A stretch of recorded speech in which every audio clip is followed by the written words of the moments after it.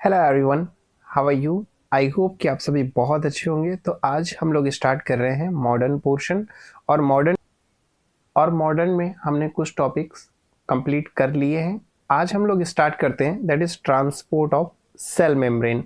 Physiology homeostasis start किया था, उसी का ये लास्ट टॉपिक है। इसके बाद आपका जो फर्स्ट टर्म में आने वाला जो टॉपिक है पार्ट ए का, यानी पेपर 1 का, वो कंप्लीट हो जाएगा। फिर हम लोग मॉडर्न स्टार्ट करेंगे पेपर सेकंड की। ठीक है, तो चलो बात करते हैं। अब देखो, चैप्टर पे मत जाना, ठीक है। ये टॉपिक है, लेकिन इस बुक में चैप्टर वाइज हर टॉपिक दे रखा है, क्योंकि काफी डिटेल में दे रखा है। तो चैप्टर 3 समझ लो या टॉपिक देखो, आपके सिलेबस में टॉपिक होगा तो टॉपिक याद रखना, that is transport of cell membrane. बहुत सारी चीजें ऐसी हैं जो आप ऑलरेडी नीट की प्रिपरेशन में पढ़ चुके हो, कुछ चीजें ऐड ऑन होंगी, तो अपनी पुरानी नॉलेज को भी साथ ही रखना। तो बात करते हैं transport of cell membrane. All the cells are enclosed by a cell membrane. जितनी भी सेल होती हैं वो सारी इनक्लोज्ड होती हैं किससे? सेल मेम्ब्रेन से, विच इज सिलेक्टिवली परमिएबल। और वो सिलेक्टिवली यानी सिलेक्ट करके कुछ ही चीजों को परमिशन देता है, या कह सकते हैं कि सिलेक्टिवली परमिएबल होता है। Some small molecule such as water, oxygen and carbon dioxide, यानी कि कौन कौन सी बोली? वाटर H2O, O2 और CO2 can pass directly through the cell membrane. Large molecules such as glucose require a specific transport protein to facilitate their movement across the cell membrane. अब H2O की बात करें या O2 या CO2, ये तो आसानी से पास हो जाएंगे, लेकिन कुछ लार्ज मॉलिक्यूल जो होंगे ग्लूकोज जैसे, उनके लिए स्पेसिफिक ट्रांसपोर्ट प्रोटीन चाहिए होगा, और उसकी हम लोग आगे। अब हम लोग बात करते हैं सेल ट्रांसपोर्ट को। दो भागों में डिवाइड किया गया है, पैसिव और एक्टिव। अब नाम से ही समझ में आ रहा है, पैसिव का मतलब होता है जिसमें एनर्जी की जरूरत ना हो। ठीक है, एनर्जी नॉट रिक्वायर्ड। एक्टिव में एनर्जी की जरूरत होती है, और एनर्जी किस फॉर्म में होती है? एटीपी के फॉर्म में। ठीक है, अब दोनों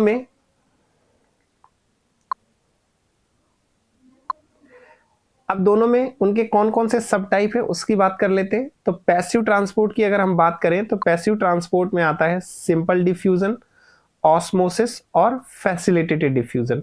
वहीं अगर हम एक्टिव सेल ट्रांसपोर्ट की बात करें तो एक्टिव सेल ट्रांसपोर्ट फर्दर दो भागों में डिवाइड किया गया है, पंप और वेसाइकल। पंप में प्राइमरी टाइप के पंप होंगे, सेकेंडरी टाइप के पंप होंगे। वहीं वेसिकल में एक्सोसाइटोसिस और एंडोसाइटोसिस। एंडोसाइटोसिस फिर से दो प्रकार का होगा, पिनोसाइटोसिस और फैगोसाइटोसिस। फैगोसाइटोसिस आप सबने पहले भी पढ़ा होगा, नॉर्मल होता है। फैगोसाइटोसिस का मतलब एक तरह से कहते हैं खाना खाना, और पिनोसाइटोसिस का मतलब होता है खाने के बाद पानी पीना। अब इन्हीं को एक एक करके सारी चीजों को हमें इस चैप्टर में कंप्लीट करना है। तो अब हम लोग बात करते हैं पैसिव ट्रांसपोर्ट की। It is also known as downhill movement. Downhill movement का मतलब होता है कि अगर मान लो कोई एक ये स्लोप है, यहाँ पर एक ये बॉल रख दी गई, और ये बॉल को नीचे की तरफ ले जाना है, तो क्या हमें कोई एनर्जी की जरूरत पड़ेगी या ये बॉल अपने आप आ जाएगी? तो ये अपने आप नीचे आ जाएगी, that is called passive transport. तो इसीलिए इसको बोला गया है डाउनहिल मूवमेंट। कोई भी चीज नीचे की तरफ अपने आप आ जाती है, that's why it is known as a downhill movement. Movement of ions and other molecular substance, ये सारे क्या होते हैं? Passive transport. Without need of energy, देखो वही चीज यहाँ पर लिखी है कि एनर्जी की जरूरत नहीं होती। Across the cell membrane along the gradient, gradient के अलोंग होगा, सेल मेम्ब्रेन के अक्रॉस होगा। It include simple diffusion, facilitated diffusion और ऑस्मोसिस। ये तीनों ही क्या है? पैसिव ट्रांसपोर्ट के एग्जाम्पल हैं। अब हम लोग बात करते हैं डिफ्यूजन की। Movement of molecule from area of high concentration to area of low concentration. आप सभी ने पहले भी पढ़ रखा है कि हाई कंसंट्रेशन से लो कंसंट्रेशन की तरफ जाना, that is called diffusion. Down there concentration और केमिकल ग्रेडियंट, या तो कंसंट्रेशन डाउन हो जाएगा या उसी को केमिकल ग्रेडियंट बोलते हैं। फिजिक्स में आपने एक टर्म पढ़ा होगा पोटेंशियल ग्रेडियंट। यहां पर क्या है? Chemical gradient. वहां पर क्या था? Potential gradient, high potential to low potential. वही चीज यहां पर केमिकल ग्रेडियंट, यानी कि केमिकल का भी अपना कंसंट्रेशन होगा, उसी के हिसाब से हाई और लो होगा।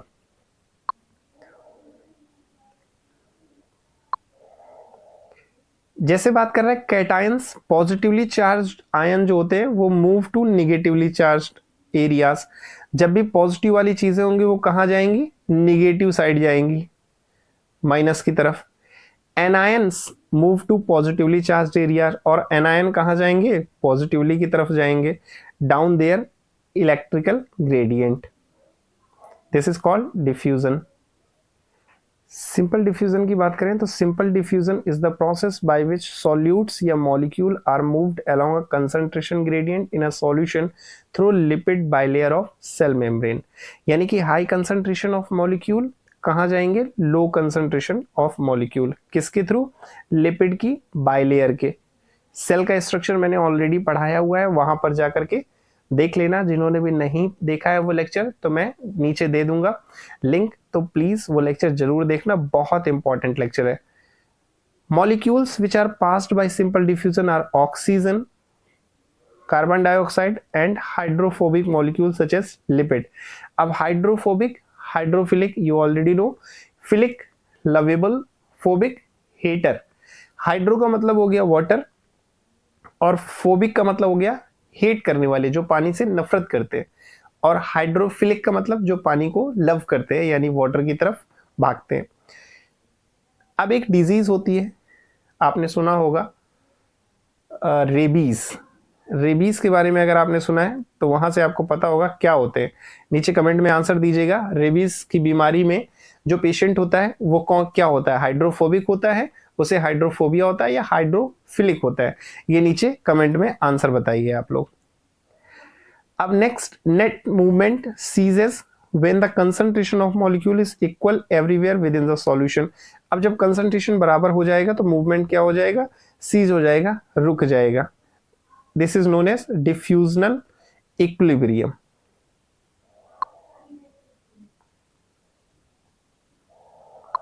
Factors affecting diffusion. अब कौन कौन से ऐसे फैक्टर हैं जो इस डिफ्यूजन की प्रोसेस को अफेक्ट करेंगे, यानी कि नॉर्मल प्रोसेस नहीं चलने देंगे। साइज ऑफ पार्टिकल, अगर पार्टिकल का साइज है तो वहां डिफ्यूजन क्या होगा, तो साइज जो है वो डिफ्यूजन के इनवर्सली प्रोपोर्शनल है, यानी 1 बाय डिफ्यूजन है। इट मींस कि अगर साइज ज्यादा है तो डिफ्यूजन कम होगा, या डिफ्यूजन ज्यादा हो रहा है तो साइज कम होगा, ठीक है, यानी एक दूसरे के अपोजिट होंगे। टेम्परेचर की बात करें तो टेम्परेचर डायरेक्टली प्रोपोर्शनल है डिफ्यूजन के, जितना ज्यादा टेम्परेचर बढ़ाओगे उतना ही ज्यादा डिफ्यूजन भी बढ़ता जाएगा। कंसंट्रेशन ग्रेडियंट, कंसंट्रेशन ग्रेडियंट भी डिफ्यूजन के बराबर है, कंसंट्रेशन बढ़ा दोगे तो डिफ्यूजन भी बढ़ जाएगा। डिफ्यूजन डिस्टेंस, अब ये क्या है, इनवर्सली प्रोपोर्शनल है। अगर हम डिस्टेंस को बढ़ाते जाएंगे, डिस्टेंस को बढ़ाते जाएंगे तो ये एक दूसरे के इनवर्सली प्रोपोर्शनल हो जाएंगे, जितनी ज्यादा डिस्टेंस उतना ही कम डिफ्यूजन हो जाएगा। नेक्स्ट है सरफेस एरिया। सरफेस एरिया की बात करें तो ये भी डायरेक्टली प्रोपोर्शनल है डिफ्यूजन के। परमिएबिलिटी, ये भी क्या है, डायरेक्टली प्रोपोर्शनल है। प्रेशर, ये भी क्या है, डायरेक्टली प्रोपोर्शनल है, यानी प्रेशर बढ़ाओगे तो डिफ्यूजन की प्रोसेस जो है वो भी बढ़ जाएगी। तो सिर्फ दो ही हैं जो इनवर्सली प्रोपोर्शनल है, बाकी सारे क्या हैं, डायरेक्टली प्रोपोर्शनल है। नेक्स्ट बात करते हैं, दैट इज फैसिलिटेटेड डिफ्यूजन। अब यहां पर मैं पहले ही समझा देता हूं, फैसिलिटेटेड, फैसिलिटेटेड का मतलब हो गया फैसिलिटी। फैसिलिटी हम किसको देते हैं, कोई वीआईपी गेस्ट आता है तो उसको फैसिलिटी दी जाती है। नॉर्मल इंसान को कभी भी फैसिलिटी नहीं दी जाती है, तो फैसिलिटी उसी को दी जाएगी जो वीआईपी होगा, नॉर्मल जगह पर या नॉर्मल सी चीजें नहीं कर पाएगा। अंबानी की बेटा आएगा तो फैसिलिटी दोगे ना, नॉर्मल आदमी आएगा तो नहीं दोगे। तो वही चीज है, फैसिलिटेटेड का मतलब कोई ना कोई अलग से इसको फैसिलिटी दी जा रही है।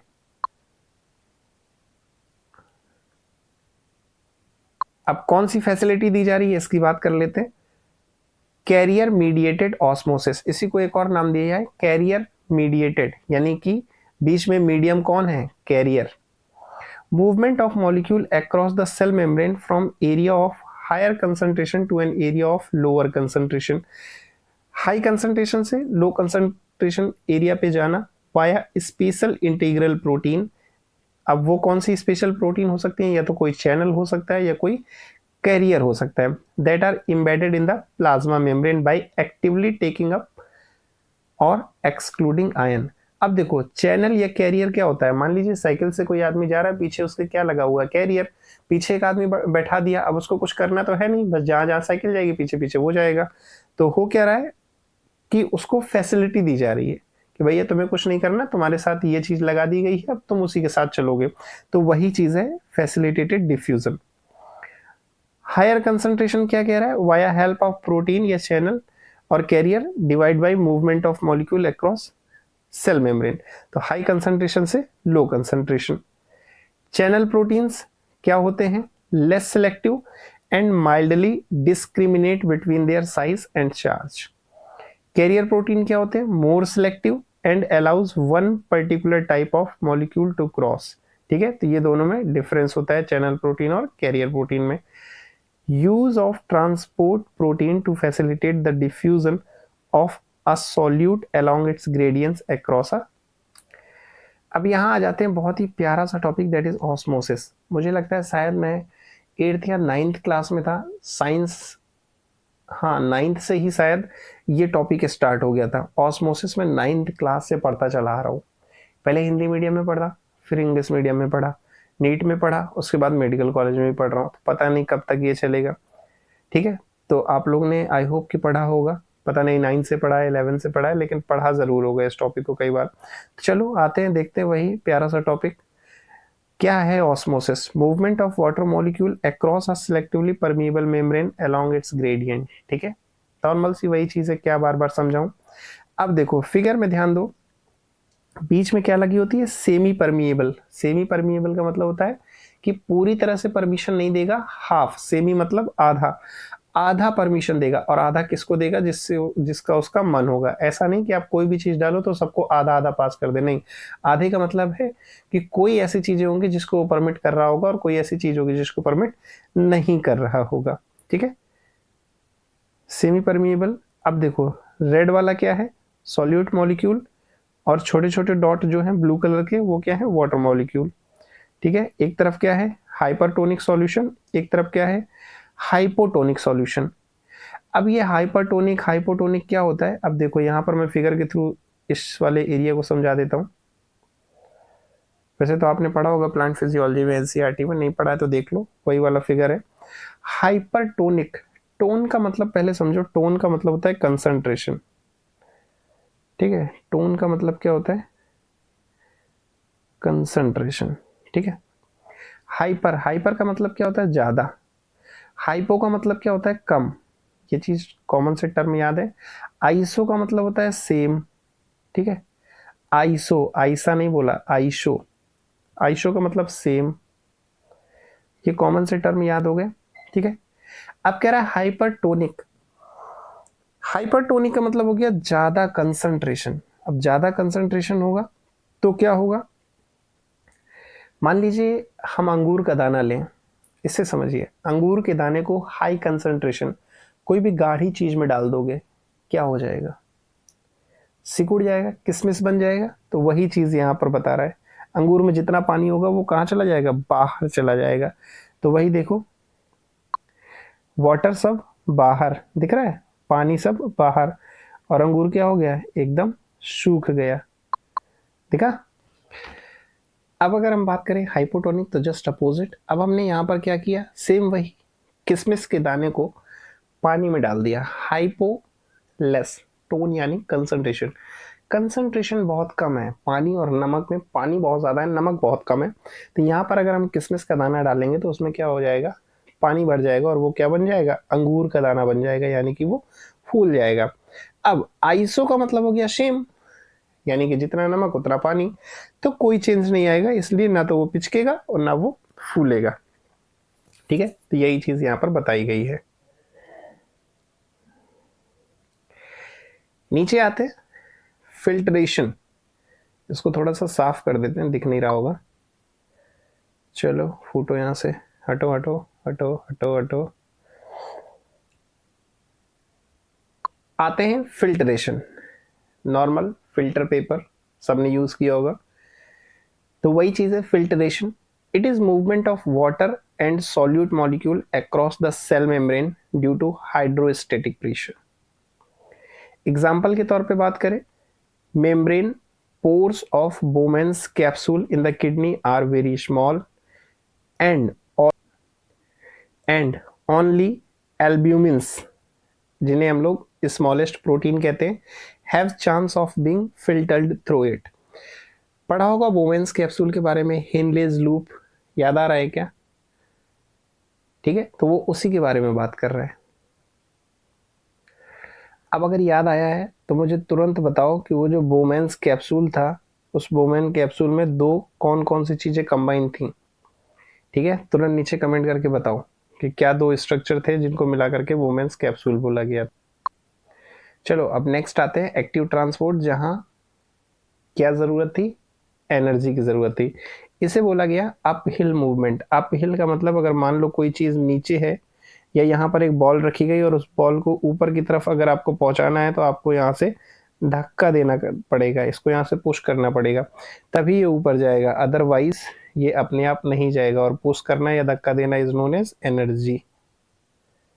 ठीक है, तो क्या कह रहा है, इसको साफ कर दें, है ना, थोड़ा क्लीन रहता है तो पढ़ने में मजा आता है। Substance are transported against their electrochemical और कंसंट्रेशन ग्रेडियंट और इलेक्ट्रिकल ग्रेडियंट। अगेंस्ट आ गया, समझ में आ जाओ कि किसी चीज को उसके अपोजिट दिशा में भेजा जा रहा है, यानी कि ऊपर से नीचे बॉल अपने आप ढुनंग आती है, लेकिन नीचे से ऊपर ले जाने के लिए उसे उसके अगेंस्ट यानी कि एनर्जी की जरूरत होगी। This transport require energy, so called active transport. ऊर्जा की जरूरत पड़ रही, इसलिए active transport. It include primary और सेकेंडरी, इसमें दो आते हैं। प्राइमरी एक्टिव ट्रांसपोर्ट क्या होता है, इसकी बात कर लेते हैं। This transport directly uses a source of chemical energy obtained from hydrolysis of ATP to move molecule against their gradient। अब ये ATP वगैरह कहाँ से आते हैं, ये ग्लाइकोलिसिस और ये सारी प्रोसेस मैं यहाँ नहीं पढ़ाऊंगा, ये सब आप पहले से जानते हैं। एनर्जी सोर्स ATP होता है। Sodium and potassium pump, sodium potassium ATPs, calcium pump, calcium and hydrogen pump are considered as example of primary active transport. तो ये सारे कौन कौन से पंप हैं अभी आगे हम लोग बात करेंगे, sodium potassium pump, calcium pump या पोटेशियम हाइड्रोजन पंप। तो चलो अब बात करते हैं सोडियम पोटेशियम पंप की। This pump transport sodium out of cell and potassium into the cell. NCERT में आपका सिर्फ यही अकेला है जो दे रखा है, ठीक है, बाकी सारे नहीं दे रखे हैं, वो आपको यहाँ पर पढ़ने हैं। In each cycle 3 sodium ion exit the cell, 3 sodium बाहर 2 पोटेशियम अंदर। रटवाया होगा टीचर्स ने या समझाया हो, मुझे नहीं पता, लेकिन ये सारी चीजें आप पढ़ चुके हैं और एनसीईआरटी में बाकायदा फिगर भी दे रखा है। This process takes place in following steps. अब इसकी अलग अलग स्टेप्स होती है, उसको देख लेते हैं। टू बिगिन यानी कि प्रारंभ करने के लिए the pump is opened to inside the cell. In this form the pump really likes to bind as a high affinity for sodium या sodium ions and will take up 3 of them। 3 sodium वहां से ले लेगा।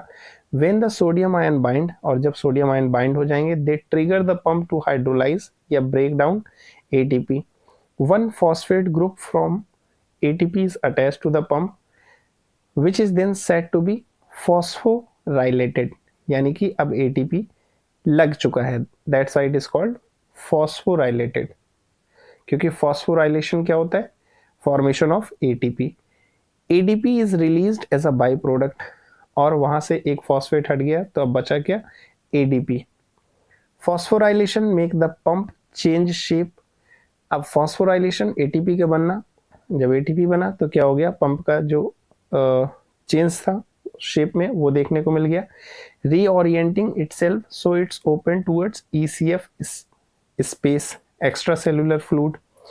In this conformation the pump no longer like to bind to sodium ion, has low affinity, so the 3 sodium ions are released outside the cell। अब अगर यहाँ किसी को लग रहा है कि ये टर्म क्या चीज़ें हैं, ये नहीं समझ में आ रहा है या एनसीईआरटी में बहुत अच्छे से नहीं पढ़ा था, तो नीचे एक बार कमेंट कर देना, मैं इसको फिजिकली प्रेजेंट होकर के बोर्ड में अच्छे से एक्सप्लेन कर दूंगा। अगर आपको यहाँ पर ये समझ में नहीं आ रहा है, टेंशन लेने की कोई ज़रूरत नहीं है, ठीक है। Next, in its outward facing form, अगर फेस किस तरफ है, बाहर की तरफ है, आउटवर्ड फेसिंग की बात कर रहे हैं, तो the pump switches allegiances and now really likes to bind to potassium ion. अब पोटेशियम से जुड़ जाएगा, has a affinity for potassium, it will bind two of them and this trigger removal of phosphate group attached to the pump, और वहां से फिर दो potassium attach हो जाएंगे और वो रिमूव हो। with the phosphate group gone the pump will change back to its original form, जैसे ही phosphate group हटा फिर से वो अपने फॉर्म में आ जाएगा, opening towards the interior of the cell. In this inward facing shape the pump loses its interest in potassium ion, has a low affinity, मतलब जिसके लिए अफिनिटी कम हो जाएगी वो तुरंत वहां से हट जाएगा। So two potassium ion will be released into the cytoplasm, और फिर वो दो पोटेशियम साइटोप्लाज्म में रिलीज कर। The pump is now back to where it was in step 1, और फिर से वही हो जाएगा, 3 सोडियम बाहर 2 पोटेशियम अंदर, and cycle can begin again, और फिर वही चीज होगा, फॉस्फोराइलेशन वगैरह स्टार्ट होगा। अब नेक्स्ट कैल्शियम पंप की बात करें, ये आपके एनसीईआरटी में नहीं था, तो यहाँ पर देखो कैल्शियम पंप क्या होता है। It is one of the ATPase other than sodium potassium ATPase, ये भी है क्या, एटीपेज ही है, यहाँ भी एटीपी ही जुड़ेंगे। अब जब भी एटीपी के आगे ASE लग गया it means it is talking about enzyme, यहाँ पर एंजाइम की बात कर रहा है, कौन सा enzyme, ATPase enzyme. Other than sodium potassium ATPase, it is present in sarcoplasmic reticulum on muscles cells which maintain the intracellular ionic calcium concentration, और कितनी होगी concentration, 0.1 millimole per liter. It is also located in the cell membrane and in many cell organelle membranes. In the cell membrane the direction of calcium transport is from cytoplasm to ECF. कहाँ पर होगी calcium transport की direction, cytoplasm से ECF की तरफ, यानी cytoplasm से extra cellular fluid की तरफ। साइटोप्लाज्म ऑफ सेल, 2 कैल्शियम आए कहाँ को गए, ECF की तरफ। In cell organelle membrane it is from cytoplasm into the organelle lumen. Cytoplasm of cell, organelle lumen, lumen मतलब खाली जगह, स्पेस जो होगा वहां पर, 2 calcium Ca+2। Because of its cytoplasm of most cell have a very low calcium concentration. अब होगा क्या कि साइटोप्लाज्म की जो सेल है सारे ये साइटोप्लाज्म वाले कहाँ चले जा रहे हैं, ऑर्गेनेल्स में, यहाँ चले गए ACF में, तो यहाँ साइटोप्लाज्म में ज्यादातर सेल्स में क्या होगा, कैल्शियम लो हो जाएगा कंसंट्रेशन। अब नेक्स्ट बात करते हैं पोटेशियम हाइड्रोजन पंप, ठीक है, या potassium hydrogen ATPase. It is present in the cells of gastric mucosa. अब ये याद रखना कि कौन सा पंप कहाँ पाया जा रहा है। अभी इसके पहले जो हमने पढ़ा वो कहाँ पाया जा रहा था, सार्कोप्लाज्मिक, याद आया, मसल्स में। ये कहाँ पाया जा रहा है, gastric mucosa and renal tubule, where it causes the secretion of H+, या प्रोटॉन भी कह सकते हैं। सेकेंडरी एक्टिव ट्रांसपोर्ट, अभी हमने 2 तरह के ट्रांसपोर्ट पढ़े थे एक्टिव ट्रांसपोर्ट में, प्राइमरी और सेकेंडरी, तो अभी तक प्राइमरी की बात कर रहे थे। ये बस इतना ही है, बहुत ज़्यादा नहीं है, ये याद रख लेना कि कहाँ पर हमें ये देखने को मिलता है, पोटेशियम हाइड्रोजन एटीपेज या पोटेशियम हाइड्रोजन पंप। अब हम सेकेंडरी एक्टिव ट्रांसपोर्ट में आ जाते हैं। This transport uses energy in other form than ATP to move molecule. ATP के अलावा एनर्जी का दूसरा रूप यहाँ पर देखने को मिलता है। This energy comes from the electrochemical gradient created by pumping ions out of the cell. This transport can be either via antiport और सिम्पोर्ट। एंटीपोर्ट और सिम्पोर्ट आप समझ रहे होंगे, सीधा सीधा सिम्पोर्ट एक अपोजिट, एक इधर antiport. Electrochemical gradient made by primary active transport of sodium, उससे sodium ion is actively transport out of the cell. फिर उसके बाद higher concentration of extra cellular than intracellular gradients become energy. फिर as excess sodium is constantly trying to diffuse to the interior, ये कुछ ऐसे term हैं जो शायद आप फर्स्ट टाइम पढ़ रहे हैं इसलिए आपको ये समझ में नहीं आ रहा। मैं तो कहता हूँ ज़्यादा दिमाग लगाने की ज़रूरत नहीं है, अगर नहीं आ रहा सीधे कमेंट करो कि सर इसको फिजिकली बताओ, ठीक है। हो सकता है आप मुझे देख करके समझेंगे तो ज़्यादा समझ में आएगा, अदरवाइज नहीं आ रहा तो आप मुझसे फिर से नीचे बता सकते हैं कमेंट के थ्रू। मैं तीनों जितने भी पंप हैं उन्हें अलग से भी पढ़ा दूंगा, ठीक है, लेकिन कमेंट करोगे तब। Mechanism of secondary active transport. अभी तक हमने जो सेकेंडरी एक्टिव ट्रांसपोर्ट पढ़ा उसकी क्या मैकेनिज्म है, किस तरह से ट्रांसपोर्ट होते हैं। तो सबसे पहले sodium ion bind to carrier molecule. जो भी कैरियर मॉलिक्यूल है उसमें हम लोग क्या करेंगे, सोडियम को बाइंड करा देंगे, जोड़ देंगे।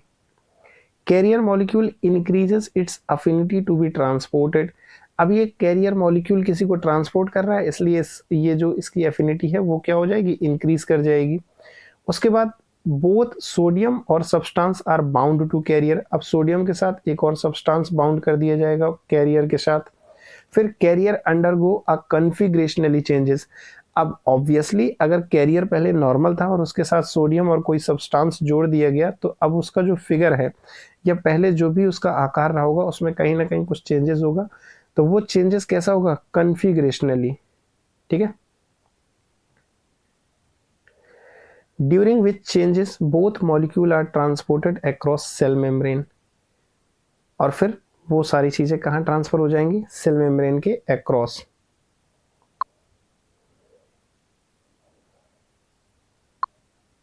इन सम केसेस बोथ सोडियम और सब्सटेंस कैसे ट्रांसपोर्ट होंगे, या तो सेम डायरेक्शन में होंगे या दोनों कैसे होंगे, अपोजिट डायरेक्शन में होंगे। वही सिम्पोर्ट और एंटीपोर्ट वाला सिचुएशन। ये देखो सिम्पोर्ट मतलब दोनों सेम डायरेक्शन और एंटीपोर्ट का मतलब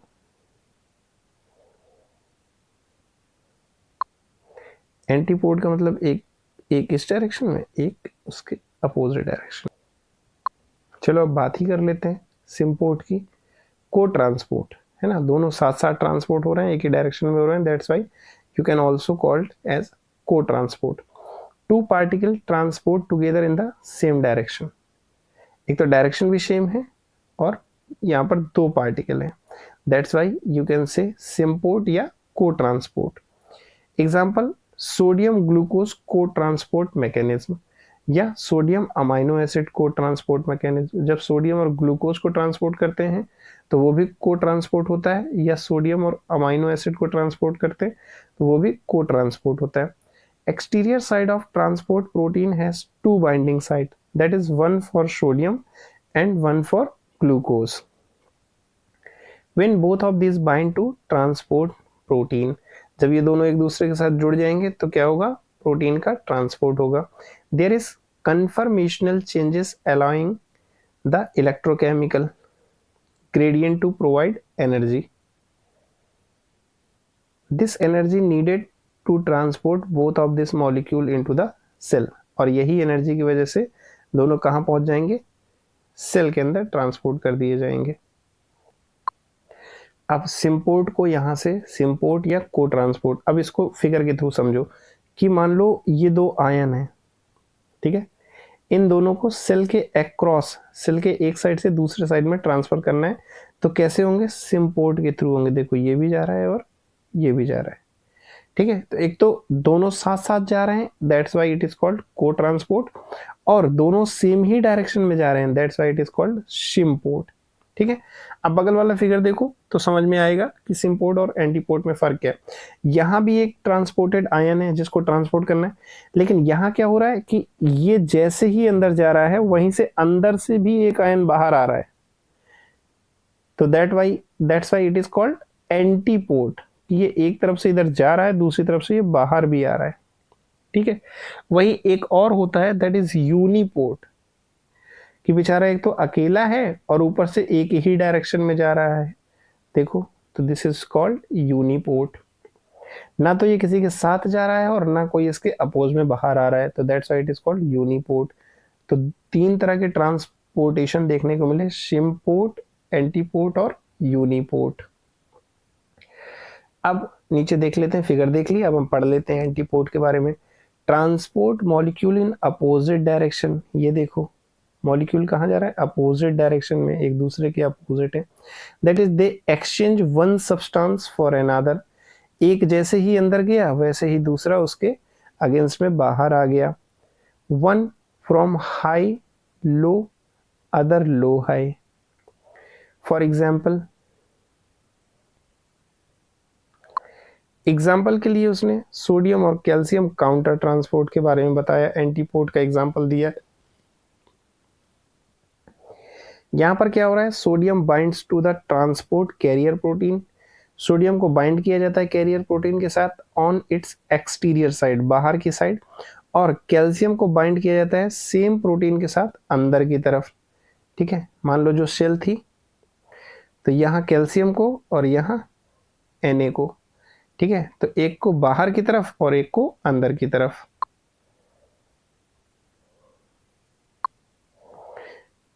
वंस बोथ आर बाउंड, जब दोनों ही एक दूसरे से जुड़ गए, अ कन्फर्मेशनल चेंज अगर, अब जुड़ने के बाद कोई चेंजेस होगा वहां पर, दिस चेंज रिलीज एनर्जी, और इस चेंज की वजह से ऊर्जा निकलेगी। Sodium ion is transported to interior, और सोडियम क्या हो जाएंगे, बाहर से अंदर जाएगा, and calcium is transported to exterior, और कैल्शियम क्या होगा, अंदर से बाहर आएगा। दूसरा देखो,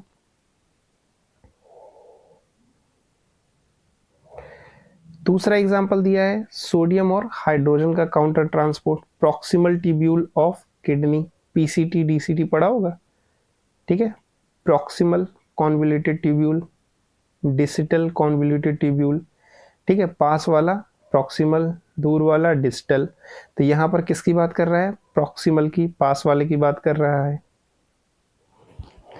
ठीक है, अब दूसरा देखो दिया है सोडियम और हाइड्रोजन काउंटर ट्रांसपोर्ट, यानी कि प्रॉक्सिमल ट्यूब्यूल ऑफ किडनी। अब देखो वही ऊपर जो दिया गया था सोडियम और कैल्शियम का, तो क्या हुआ, 3 सोडियम बाहर थे वो कहाँ गए, अंदर, और 2 कैल्शियम अंदर थे वो कहाँ गए, बाहर, किसके अक्रॉस, प्लाज्मा मेम्ब्रेन के। ठीक है, साइटोसिस, ये क्या होता है, require metabolic energy in the form of ATP. Transcytosis is a type of transcellular transport in which various macromolecules are transported across the interior of a cell. Macromolecules are captured in vesicle on one side of the cell, drawn across the cell and ejected on other side. ट्रांससाइटोसिस को हम simply कह सकते हैं endocytosis plus exocytosis, यानी एक तरफ से अंदर जा रहा है दूसरी तरफ से बाहर आ रहा है। यानी कि इसका एक उदाहरण देखने को मिल रहा है, दैट इज फैगोसाइटोसिस। फैगोसाइटोसिस क्या होता है, सेल ईटिंग, सेल जिस तरह से खाना खाती है, दैट इज कॉल्ड फैगोसाइटोसिस। मान लो ये सेल है, ठीक है, ये कोई फॉरेन बॉडी है, तो सेल क्या करेगी, अपने स्ट्रक्चर को कुछ इस तरह से ऐसे करके ऐसे बना लेगी, ये ऐसे करके, और इसको अपने अंदर संभालेगी धीरे धीरे ऐसे। ठीक है, ये इसी के अंदर आ गया, अब धीरे धीरे इसको खा लेगी। This is called phagocytosis. Figure थोड़ा अजीब सा बना है बट समझने की कोशिश करो। ठीक है, फिर एंडोसाइटोसिस की बात करें, रिसेप्टर मीडिएटेड एंडोसाइटोसिस। एंडोसाइटोसिस क्या होता है, उसमें फैगोसाइटोसिस के बारे में पहला दिया है और दूसरा दिया रिसेप्टर मीडिएटेड एंडोसाइटोसिस। तो पहले फैगोसाइटोसिस के बारे में पढ़ते हैं। It is the process by which extra cellular substances या bacterial dead tissue, foreign particle etcetera are engulfed by cell. अब देखो मैं इसको फिगर के थ्रू समझाता हूँ। मान लो ये कोई फॉरेन पार्टिकल है, ठीक है, ये सेल है, सेल का कोई अपना एक स्ट्रक्चर है, ठीक है। अब इस सेल को इसे फैगोसाइटोस करना है, तो कैसे करेगा, इसको रफ करता हूँ फिर बताता हूँ। पहले वाला फिगर याद है ना दिमाग में। अब देखो ये जो फॉरेन बॉडी थी ना, अब ये जो फॉरेन बॉडी थी ना, वो जो सेल था वो कुछ अपनी स्ट्रक्चर को कुछ ऐसा बनाएगा कि इसको अपने अंदर कर ले, ऐसे। ठीक है, ये वही सेल है लेकिन अपने आप को उसने ऐसा बना लिया कि ये फॉरेन बॉडी उसके अंदर चला गया। अब इसके बाद वाला स्ट्रक्चर देखो, अब क्या होगा, ये फॉरेन बॉडी है, अब सेल ने इसको अंदर लिया था, अब सेल इसको पूरा ऐसे ये पूरा ये बंद कर लेगा। ठीक है, अब यहाँ से फिर ये इनगल्फ कर लेगा। अब इनगल्फ करने के बाद नॉर्मल सेल जो है वो फिर से अपने उसी फॉर्म में आ जाएगा जैसा था। ठीक है, समझ गए? तो यही चीज कह रहा है, this is called phagocytosis. The substance bacteria makes contact with the cell membrane. Cell membrane के साथ बैक्टीरिया क्या करेगा? कांटेक्ट करेगा, विच इनवेजिनेट। वो जो इसके ऊपर ये वाला पूरा एक ऐसे करके ये स्ट्रक्चर आया था ना, ये ऐसे करके ऐसे वाला, this this type of structure is called invaginates. ठीक है, पूरा घेर लेगा चारों तरफ से। आफ्टर दैट उसके बाद क्या हो जाएगा? Endocytic vesicle pinches off from the cell membrane. और इससे क्या हो गया? वेसाइकल्स पिंच ऑफ, वो पिंच करेंगे। उसके बाद क्या होगा? पिंचेस के बाद it fuses with another intercellular vesicles, lysosome. फिर उसके बाद फ्यूजन, फ्यूजन के बाद ingested substance bacteria is released into ICF. और इसको जो ले लिया था ना पूरा, ये कहाँ चला जाएगा? आईसीएफ में चला जाएगा, इंट्रासेलुलर फ्लूइड पे चला जाएगा।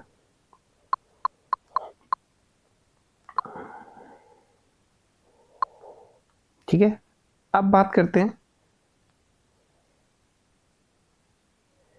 अब डिस्कस करते हैं receptor mediated endocytosis.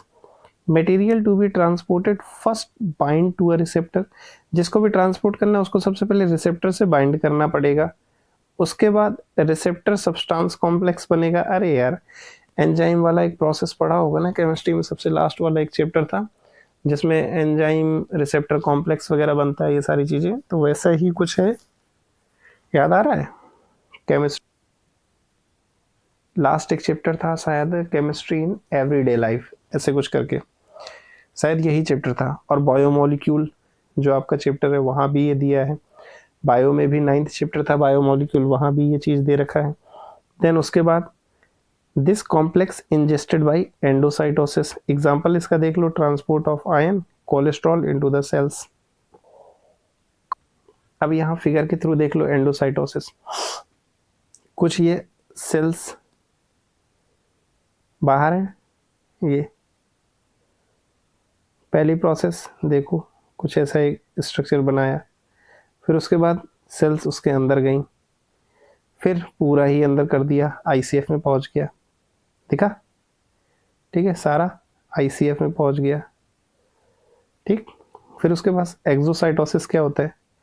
Exocytosis just इसी का अपोजिट है कि कोई चीज़ अंदर है, धीरे धीरे यहाँ पर लाए, फिर उसके बाद पूरा उसको बाहर निकाल दिया। ठीक है, एक्स्ट्रा सेलुलर इन्वायरमेंट में पहुंचा दिया। This is called exocytosis.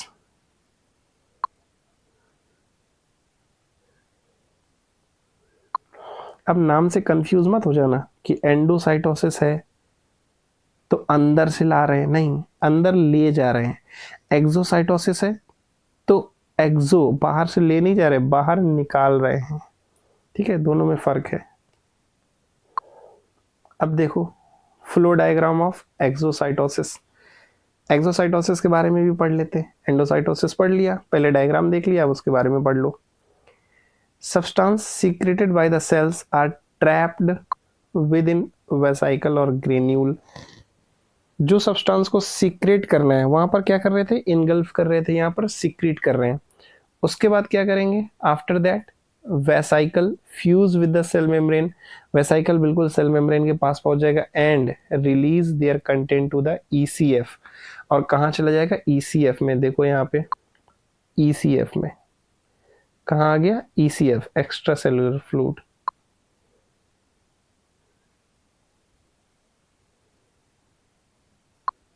ठीक है, तो कहाँ? Release content to the ECF.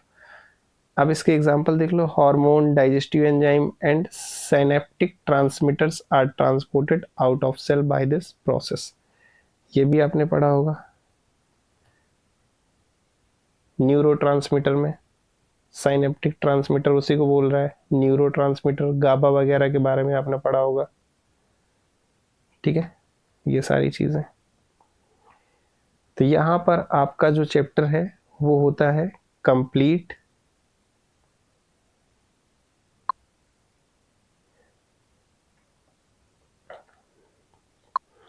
यहाँ पर हो जाता है आपका चैप्टर कंप्लीट, यानी कि ये वाला टॉपिक खत्म हो जाता है। अब इसके बाद और टॉपिक है, ऐसा नहीं है कि ये आपका फिजियोलॉजी, होम्योस्टेसिस खत्म हो गया है, बट ये वाला टॉपिक यहाँ पर समाप्त हो गया है। और आई होप कि आपको चीज़ें समझ में आई होंगी। कुछ चीज़ें होंगी आपने फर्स्ट टाइम पढ़ा है तो मे बी दिमाग से ऊपर जा रही होंगी, बट अगर कोई यूपी बोर्ड का है और उसे लग रहा है कि इंग्लिश में है, चीज़ें मेरे समझ में नहीं आ रही हैं और एनसीईआरटी में भी उसने इतने अच्छे से नहीं पढ़ा है नीट के प्रिपरेशन के दौरान, तो वो मुझे नीचे कमेंट करके बता सकता है, या इंस्टाग्राम मैं आपको बता रहा हूँ, बायोलॉजी फिर क्लास, ये इंस्टाग्राम है, ठीक है, सेम ऐसे ही लिखना, ठीक है। ये नीचे वाला है ना, साइड वाला नहीं है, नीचे वाला है अंडरस्कोर, ठीक है। यहाँ इंस्टाग्राम पे आप मुझे डीएम कर सकते हैं और बता सकते हैं कि मुझे क्या समझ में आया क्या नहीं आया, या फिर आप टेलीग्राम का नीचे लिंक दिया है वहाँ पे भी ज्वाइन करके आप मुझे डायरेक्ट मैसेज कर सकते हैं कि क्या टॉपिक आपको समझ में आया क्या नहीं आया। और इसी के साथ अगर आपको टॉपिक समझ में आ गया है तो प्लीज़ इस चैनल को सब्सक्राइब कर दें, ताकि आगे जितने भी लेक्चर आएँ आयुर्वेदा से रिलेटेड या प्रीवियस ईयर के जो भी मैं क्वेश्चन कराऊँ वो सारी चीज़ें आपको प्रॉपर टाइम टू टाइम मिलती रहें और फर्स्ट ईयर में आपके बहुत अच्छे नंबर आएँ। ठीक है, चलो tata bye bye, take care, have a nice day, bye bye, good night, good morning, good afternoon, जिस समय भी आप लेक्चर देख रहे हो। ठीक है, तो मिलते हैं नेक्स्ट लेक्चर के साथ, और हाँ सब्सक्राइब कर देना।